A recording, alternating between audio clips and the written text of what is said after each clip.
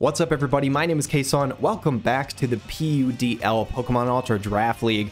Last week, we had a heartbreaking loss. If you haven't seen that, you could say that I probably fell asleep at the wheel. And if you watch that, you know exactly what I'm saying. But we are looking to bounce back this week. We've got a really interesting matchup against Brandon, coach of the Republic City Fire Furrets. And real quick, Brandon is actually another player who was not in the league at the time of draft. Took over another team that decided to drop out. So there were multiple teams that ended up dropping, and this is another player who took over. So we are in very similar situations and very similar records, as we both have 2 wins, 3 losses, and I have just barely a better differential. But honestly, that just means that our seeding comes down to this game. So however well this goes determines where I will be and where he will be. So we really need to win this to have a shot at making playoffs. Right now we are in the 10th seed, top 10 make playoffs. So it's really, really important to try and bounce back this week in a strong way. And we'll see if we can do it. So this is a snapshot on my team on the left side, his team on the right side here. The numbers in the middle are the base speed stats. This is how fast the Pokemon is before the speed investment, essentially, is how it kind of works. So Greninja is obviously my fastest at 122. Ribombee is his fastest at 124. A few things that I just want to shout out here. I'm not going to go through everything. The first thing I want to say, my top 4 or my 4th fastest Pokemon is faster than his 3rd fastest. I have a ton of 85 base speed Pokemons, which means everybody except for Pelipper and Glastrier are going to be faster than Dragonite, Iron Thorns, Muck, Ice-Q, Wigglytuff, Slowbro if I put speed investment in there. So that is just something to keep in mind. I think I generally have the speed advantage. However, I do want to have an answer to Ribombee, as it is the fastest thing in the game, barring any sort of like ability setup or enhancements and stuff like that. So something I want to keep in mind there. Second thing I always need to keep in mind, the Terra Captains, Rotom Fan, Ice-Q, and Wigglytuff. Always trying to keep in the back of my head what Terra types they have and what I think they would bring. So in terms of Terra Captains, I think Rotom Fan is just the obvious one to me. Ice-Q is really much better when you're setting up snow, and I don't see him setting up snow. Wigglytuff is definitely a possibility, but Rotom Fan is the one that I think he's bringing for a couple of reasons. One, he just is really good into water Pokemon, which I have Pelipper, I have Golduck, I have Greninja. Rotom Fan can do a hell of a lot of damage. He also gets access to Will-O-Wisp, which can really mitigate damage coming out of some of my more physical-based units, or Pokemon, rather. And I think it's very likely that Rotom Fan comes along. And the third thing I want to point out is the fact that he has tons of Pokemon on his team that want to click stuff like Swords Dance or Dragon Dance. They want to Quiver Dance. They want to enhance their stats. They want to get the attack up, speed up, and they want to set that up and just sweep the team. So those are kind of the 3 things that I want to keep in mind. I think it's almost a guarantee Rotom Fan comes. He's going to try and set up with those Pokemon to try and, you know, set up those sweeps. And I want to have something that can outspeed Ribombee, especially after last week having lost to a Choice Scarf Terrakion. I want a situation where I can just click a button and know that my Pokemon's going to be the fastest thing on the field. So those are all things that I'm keeping in mind. So that being said, guys, let's take a look at the Pokemon we decided to bring for this week. So the first Pokemon we decided to bring this week is very likely going to be our lead, which we really want to try and start off with this Pokemon if at all possible. It does depend on who he brings, but in probably 80% of situations, I am going to lead this Pokemon, and it is going to be Turnbar, our Ceruledge. He's making another appearance. He has played in both of my battles that I've brought so far. Honestly, he's probably been the best performer over the 2 weeks, and I'm hoping that he can do it again. So we are taking a look at the stats on the left side here, just to break down how I'm showing these graphics. The 334 HP means that he literally has 334 hit points. The 172 in parentheses is how much EVs or effort values that I'm putting into it. If you guys don't know what that is, essentially it just means how much investment am I putting into that stat to make it as high as it is. The attack stat with the little plus sign, every Pokemon has a nature, and the nature essentially says, hey, you're good at one stat and you're bad at another stat for the most part. So we have a nature that is called Adamant that essentially makes it so that our attack is higher and special attack lower. So taking a look at those stats, you can see I'm going for a couple of things very specifically. I'm going for a very physically bulky Ceruledge here in this setup. The reason that I'm doing this, and something I failed to mention on the last screen, is that he is much more skewed towards physical attacking Pokemon than he is special attacking Pokemon. He has like 4 different physical threats of, I think, 120 or 130 or higher base attack, whereas the special attacks, there's like 1 or 2 at about 100, and he's just way more physically based. So I think investing a lot into my physical defense can be a really smart strategy this week, especially after last week where I felt like I didn't invest enough defensively and just went a little bit too much offense and couldn't take some hits. So I think that's going to work out well. Instead of going to focus sash though, we are going with weakness policy as the item. And this means that essentially if we are hit with a super effective attack, so it could be water, dark, ghost, something like that, and we live, which is crucial. You have to live it, obviously. It doesn't keep you alive no matter what, which is part of the reason why we keep all that defensive investment. We will actually get +2 to our attack and special attack stat. Now, the special attack doesn't matter, but the attack is going to be very important because our attack will just skyrocket immediately if we can live a special attack hit. Paired along with the ability weak armor, this means that essentially if we get hit by a physical special effective hit, we are going to be extremely fast, we're going to be extremely strong, and we could literally just sweep right out of the gate. Fire and Ghost have really good coverage into his team, so I'm only running 2 offensive attacks, Bitterblade and Poltergeist. Bitterblade is 90 base power. It allows us to heal back up if we attack them. Poltergeist is another really strong attack. Only 90% accuracy, but as long as that Pokemon is holding an item, it is probably going to hit really hard. We're running Bulk Up instead of Swords Dance. This is another point into, hey, I want to try and be physically defensive. I want to be able to soak these hits this week. And the 4th move we are running is actually called Endure. And essentially, this is a move that we can use. It gives priority, so we're going to go first if we use it. And all it does is that it allows you to live with at least 1 HP at the end of this turn. And that normally is a pretty useless move. But in this situation, it's not at all. Because if we just click Endure on a special or a super effective attack that comes into it, especially if it is a physical attack, we're going to get the weak armor and weakness policy procced. We'll be sitting there with 1 HP, but we'll be super fast and able to just kill shit in 1 hit. So it's going to work out really well, and I'm really excited for it. Staying on brand with the physical defense, we're bringing in MRDC again, and this guy is looking for redemption as he did not get to do much last week. We've got all investment we can in both HP and physical defense. 252 is the most EVs you can put into a stat. So this thing is as physically bulky as it can possibly get. We've got stamina, which will increase its defense every time it's hit with an attack. We've got leftovers to basically just heal HP over time. Just a tiny bit of special attack investment. And the attacks we're going with Electro Shot, Body Press, Iron Defense, and Stealth Rock. So Body Press is really, really good because it works off of our defensive stat, not off of our offensive stats. So this is really, really nice if we can pump that defense up. Electro Shot is very, very strong. It's a 2-turn attack. I've talked about it before. Increases our special attack stat and then does a bunch of damage. But it is 1 turn in the rain, which can be really important, which I might spoil who's coming up next. We might make that better. We've got Iron Defense to increase our defense by 2 stages, and we've got Stealth Rock to set up hazards to deal damage to the opposing team over time. But obviously that Electro Shot is going to be better with some rain, so we brought Smarty, the Pelipper, and this is the first showing for Smarty. Haven't used him yet, and again, staying on brand, full HP, full physical defense. You can see how many physical threats they have on the enemy team. I want people to be able to take those hits. So we have a bold nature, making it its defense up to 328, which is really, really substantial. We're running the Drizzle ability, which means we set up rain immediately we get on the field. We're running the item Damp Rock. So when we do set up rain, it'll last for 8 turns instead of 5, which I think is really important. And then in terms of moves, we are running Hurricane. Hurricane is 100% accurate when the rain is set up. Flying attacks go pretty well into his team. And we are running Weather Ball. This is a normal type attack normally. However, if the weather is set up, that attack becomes the type of that weather, which means if we have rain, this is a water attack. It's now 100 base power, which is just absolutely crazy. That's almost as strong as Hydro Pump, but it can't miss, which is amazing.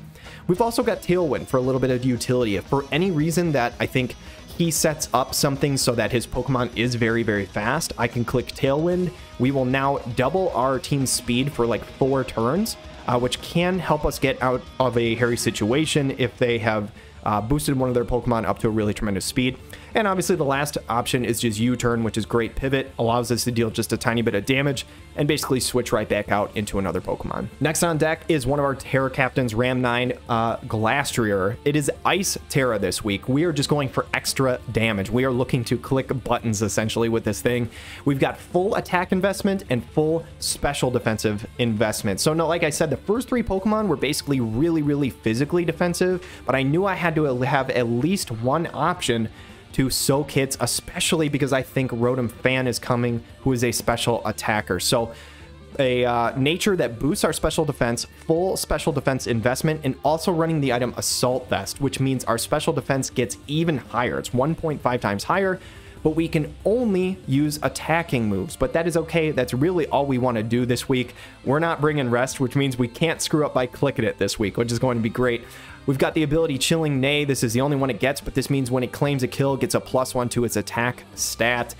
And obviously for the moves, we've got Terra Blast. So this thing is a god in terms of stats, but he doesn't get the best ice attacks in the world. Icicle Crash is the strongest one unless you use Avalanche and you get hit first. Icicle Crash is only 85 base power and it has a chance to miss. I don't want to deal with the RNG. I'm running Terra Blast. If we're going to attack and use an ice move, we're going to Terra into ice anyway, which means Terra Blast will become ice. It's only 5 base power less, but it can't miss. I'd rather not deal with the RNG of it. Close Combat, Heavy Slam, and Zen Headbutt are all here for coverage in terms of Pokemon that ice attacks can't hit. Next on deck, we are bringing Sandrooster, the Hawlucha. This is actually probably the spiciest set that I'm bringing this week, which I'm pretty excited for. I hope I get to use it. We've got a good amount of HP investment, max attack investment, and we have just enough speed investment, very specifically. 60 EVs puts us at 287.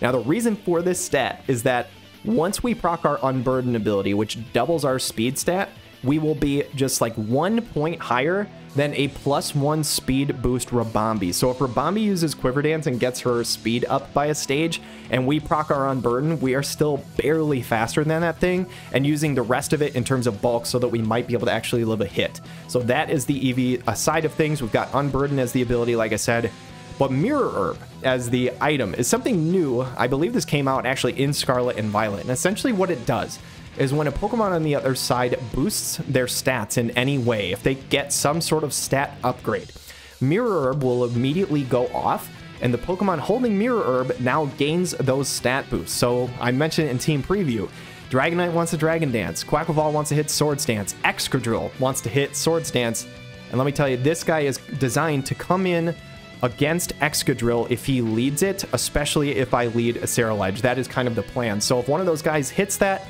we get the stat upgrades, our item goes away, which means we're insanely fast. Acrobatics does more damage. There's a lot of synergy there. It might be a little tricky to make the play work, but if we can pull it off, it's going to be cool as hell. And in terms of the moves that we're bringing, we've got Acrobatics for flying coverage, Close Combat for fighting coverage. That's really all we need. Those two types of attacks hit his team really well. Almost nothing resists both. We've got Swords Dance to upgrade our attack if we get a turn. And the one I'm probably most excited for is Encore.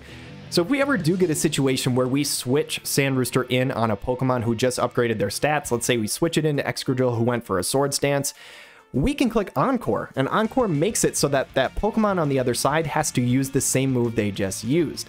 Which means we come in, we click Encore, that guy just has to keep Swords Dancing, allows us to Swords Dance ourselves, we're just going to take it out and we're going to clean sweep the rest of the team. So that is the plan. It should be fun. I really hope I get to use it, but I'm very excited for this set. Last but not least, we have the most expensive Pokemon on our team. We've got the Greninja, we've got Maverick here.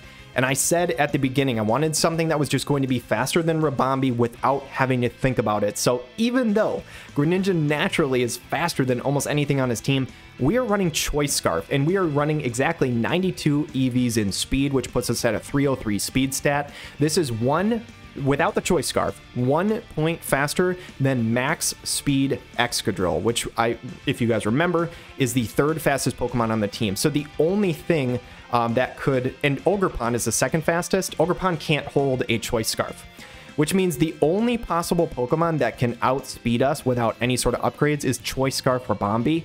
But if I'm him, I'm not going to take the fastest Pokemon on both sides and run a Choice Scarf on top of it. So we should be faster than pretty much anything, which means we have a little bit of an interesting EV spread here. So we've got 164 into the attack, max into the special attack, and just enough into the speed. So I normally don't like to run mixed attackers. This really isn't a mixed attacker. It's 3 special attacks with Ice Beam, Hydro Pump, and Sludge Wave, but that last move, U-Turn. So with that attack invested in 164 points, pumping that up a little bit, U-Turn actually should still do a decent amount of damage regardless. So this is kind of the hope. I'm hoping that Maverick can come in at least either in the late game and just clean things up with Choice Scarf and just run through the team, or I will use it as a solution to come in when Rabambi is there and basically just take it out with one hit with a Sludge Wave. He might think he's faster than me and be able to just Moonblast me. Not so fast, though. I'm just going to Sludge Wave and claim the kill. So that is the plan, guys. Those are the 6 Pokemon we are bringing this week, and let's head into the battle and see how it goes. All right, guys, we're loading in here. Oregon Golducks versus the Republic City Fire Furrets. Week number 6, we're looking for redemption. So what did he bring?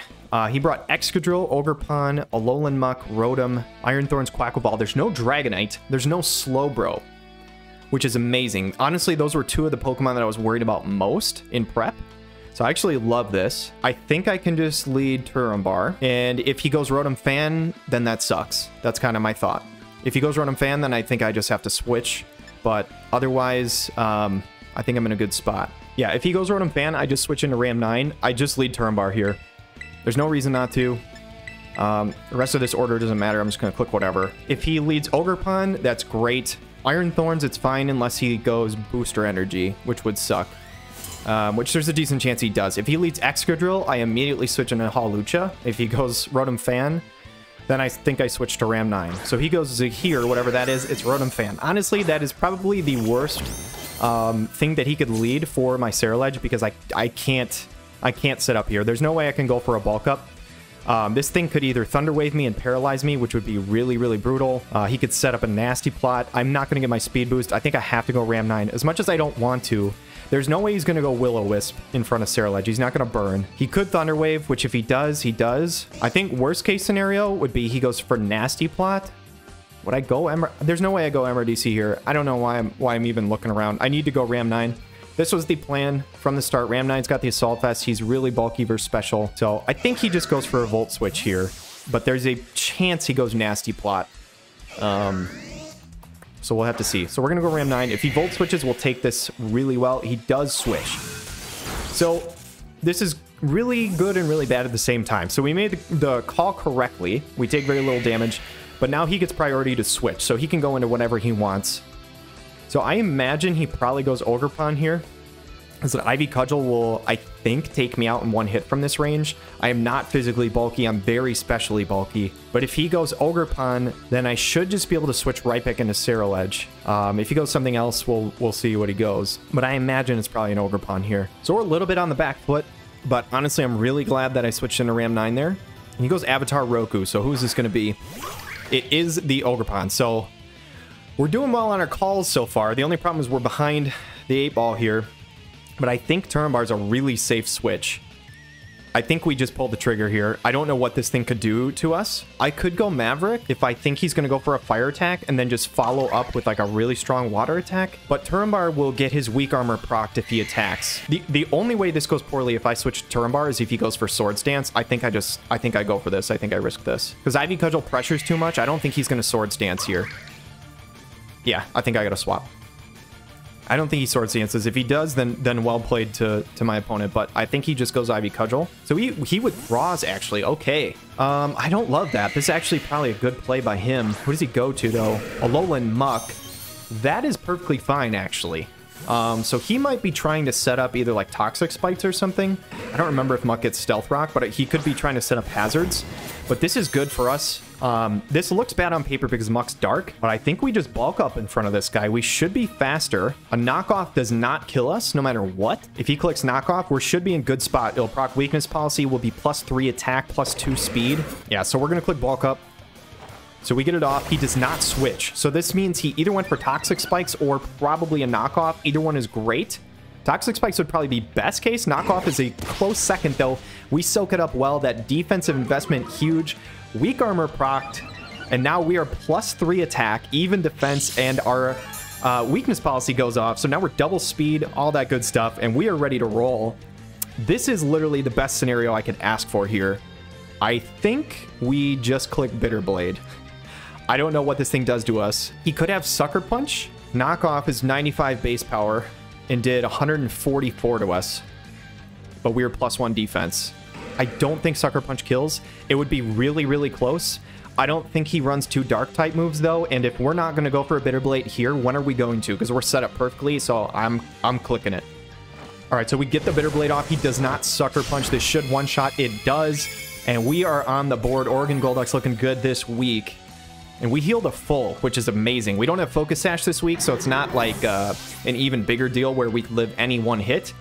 But full health, at regular amount of defense, not -1, we're sitting pretty. And I honestly don't know who he wants to switch into this.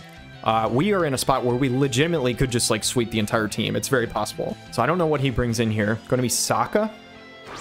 So I love that this guy is a Avatar The Last Airbender fan. Shout out to him for all of his names. The Avatar Roku and Sokka are both very, very cool.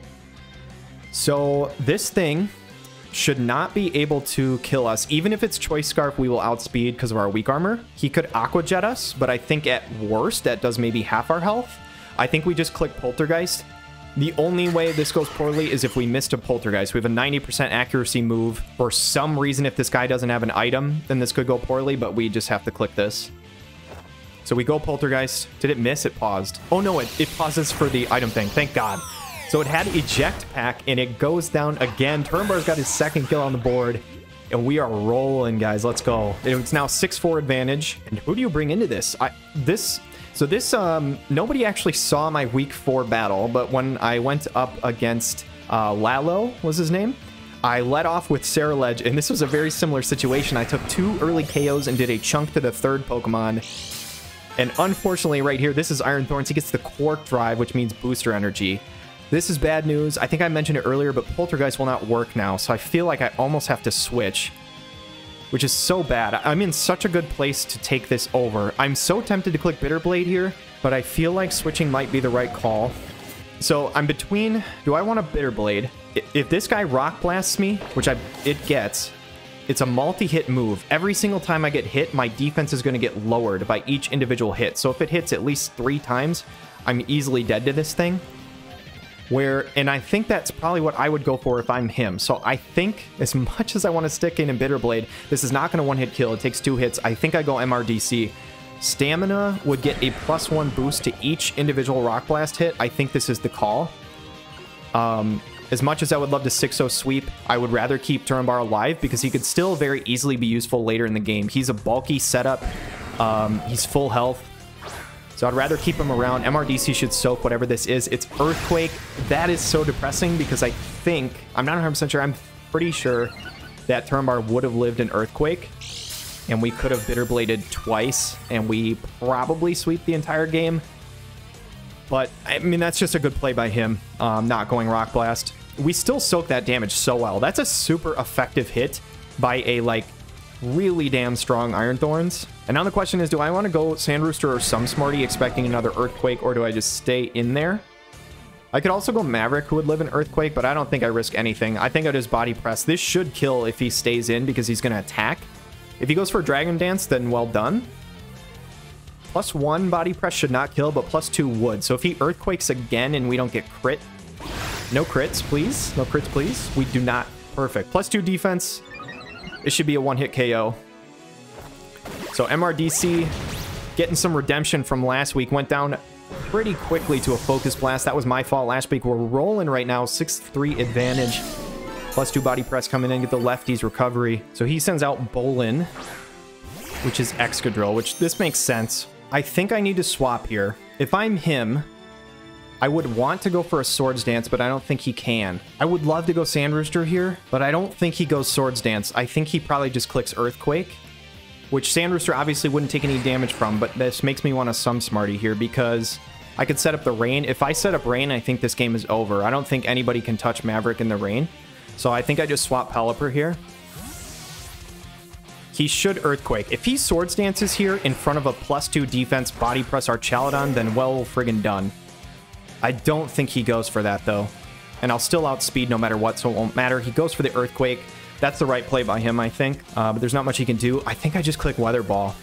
There's nothing that he can do to threaten Pelipper unless he has Rock Slide, which might one-hit KO, but he's got Excadrill, Ogerpon, Rotom left. Nothing wants to take this Weather Ball. This Weather Ball is doing more than half to everything that remains. So he switches, so something is taking a ton of damage. It's a here, I think that's Rotom? Yep. This should do at least 50%. At very least. This is going to chunk. In the Rain Weather Ball is crazy. That's like 80% damage. Holy shit, some Smarty popping off. I can't stay in, though. Unfortunately, can't get a kill with Weather Ball. I'm sure he's probably faster. I go Ram 9 here every time. I'm Assault Vest. There's nothing he can really do to me. If he goes Will-O-Wisp, it is what it is, but at this point, it's not going to matter. Because I can't stay in for an electric attack. My Smarty will die for sure. And honestly, like, as much as I'm pretty sure this fight is in the bag, for standings, I hate to be that guy, but differential does matter. So now I want to not only win, but I want to try and win with as many Pokemon remaining. So I need to swap him out. Ram 9's going to soak whatever this is, even if he has Thunder, which he could have brought for, like, because he knew I have Rain. He goes for Volt Switch again, which is fine. So I expect this should be Ogerpon again. This is basically the exact same thing that happened earlier in the fight. But we've taken 2 Volt Switches, and we're at, what, like 60, 65%, which is crazy. Now, the thing is, though, he has Fire Ivy Cudgel, but we are 240 health. Even without defense investment, in the rain, fire attacks are mitigated. I don't know. Let me look at this. Yeah, we don't have any defensive investment. Just special defense. But I don't think it matters. I'm going to Ice Terra and Terra Blast. There's no way Ivy Cudgel kills me in the rain unless he crits. And he swaps anyway. Oh, this is actually so good for me. I can't believe he swapped out. Maybe he realized that in the rain that the Ivy Cudgel couldn't kill, and maybe he's trying to save turns. But regardless, this is an Ice Terra Blast. And I'm glad we ran Terra Blast this week instead of the Icicle Crash, because we can't miss, which means that Ram 9 is about to pick up a kill. This should be our 4th of the week. We'll be sitting at 6-2. So this is the Terra Blast. And honestly, this is even better for me because I'm going to get a +1 from the Chilling Neigh. From the ability. This is something I haven't really talked about, but every time a Glastrier gets a kill, they get +1 to attack boost, so this is super good. So I don't know what he does from here. He's going to go either Excadrill, which he does. It's Excadrill. So he sacked it off so that he can lead this. Now I feel like I do have to kind of switch. If he goes Iron Head, if he Iron Heads, we die. But I kind of want to click Terra Blast, but I could go Turambar if I predict him to Iron Head, but I won't kill back with a Bitter Blade in the rain. I think I might go some Smarty. I also could go Maverick, though. I'm just clicking it. He goes for the Earthquake. Let's go, dude. He predicts the switch. I honestly don't blame him for doing that. I feel like that's probably a bad play on my part. It's probably the right call on him.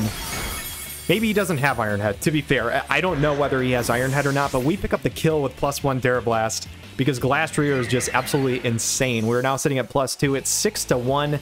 He only has 1 Pokemon left. It is the Ogerpon. We are going to have to swap here, though. There's no way, even in the rain, that we live in Ivy Cudgel at 105 health. So I think we go Maverick. I think I just go Maverick because unless he makes a really good call and goes for a grass attack, we should live an Ivy Cudgel in the rain. We're Choice Scarfed, we can Protean Sludge Bomb, and that's super effective, and that should be a one-hit KO. So yeah, I'm thinking this out. I think I just go Maverick. Yeah, so I'm swapping here. If he goes for like Woodhammer or Horn Leech, then again, I've said this a few times in this battle and it hasn't happened, but if he does that, that's awesome by him. I think he just Ivy Cudgels. Yeah, he goes for it. I think that's the right play by him. You got to try and get a KO where you can, but we soaked that up really well.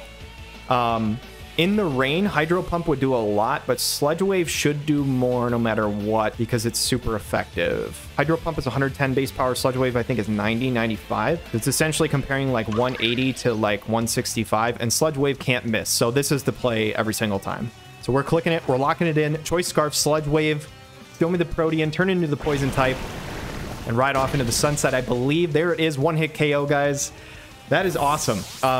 Shout out to my guy Brandon, my opponent for this week. Honestly, I thought he made a few plays that were actually really good. They just didn't work out for him. I think I got lucky on the play where I had Ram 9 and Terra Blasted. He very easily could have killed me. He either wasn't running Iron Head or predicted a switch, but regardless, GG's to Brandon for sure. All right, guys, thank you so much for watching that battle. I hope you enjoyed it. Shout out to my guy Brandon on the other side. I know that was a tough one for him, but I am really excited on my side to be able to pick up a win.